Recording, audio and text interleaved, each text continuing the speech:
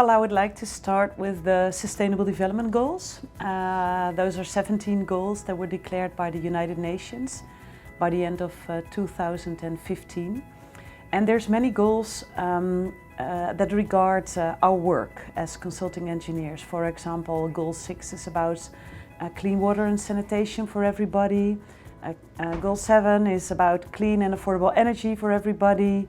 There's goals about infrastructure and sustainable cities, about climate adaptation, life on land, life in water. And those are all goals we are working on. We have been working on for ages, actually, as engineers. So there's a lot to do in the world, and we can make it happen, because these goals need to be achieved in 2030 to get a really sustainable planet. And what makes me optimistic is that I see that we pick up those challenges as a sector. And there's 3 trends I would like to share in that respect. And the first one is what I see is that we try to use our projects to achieve as many goals as possible. So I see, for example, water treatment plant projects where it's not only about the water, but also about using the sludge as biomass to get energy out of it. So that's an example. Another one is in infrastructure. I see harbor design where we use the fending structures where the ships are mooring, where the energy of the bumps is regained and used again to lighten the quays, for example. So it makes me optimistic that we are using all our projects the best we can to add value on these sustainable development goals.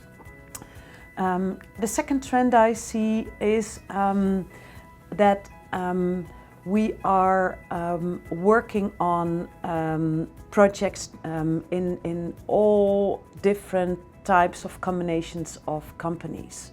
So we are really in a phase of collaboration, cooperation, because achieving those goals is a pretty complex matter. It's not easy, because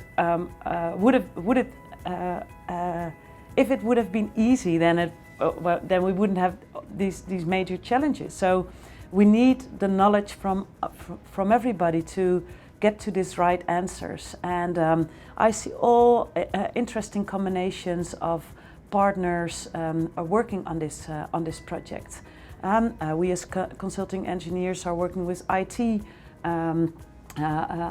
companies, for example, or app makers, or people that are really knowledgeable about politics, because our work has impact on the whole society, and the major responsibility for society, of course, is also by the public authority. So I like this second trend also, because it makes us able to respond better and faster. And the third trend is what I see is that we as consulting engineers take different roles. Sometimes we are the facilitator, bringing parties together. Sometimes we're the accelerator, and sometimes we're delivering products. And we have grown as an industry because of our knowledge and our expertise, our intelligence, and also this shifting between roles requires flexibility and intelligence and knowledge. So I think it's very interesting to see that we're also challenged to stretch on taking all these roles. So, and I think we can manage it because we did in history. So that makes me optimistic, those 3 trends.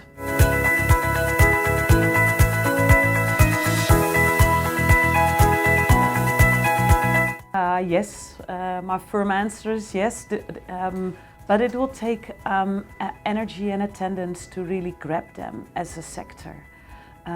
What I see, and also what I heard here, what I see in the Netherlands, because I'm most familiar, of course, with our situation, but what I also hear on this conference is that we succeed in attracting girls for the technical education these days.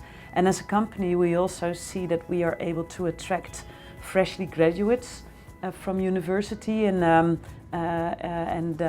there's more and more female colleagues amongst them. What is the real challenge is to get them really develop themselves within the sector up to all positions and levels, regardless whether they are management positions or expertise positions. And that's the real challenge. And I would like to emphasize that what we see for women is also the case regarding, for example, cultural background or LHBT diversity. And in that respect, we need to think about diversity in the broadest sense, in my opinion.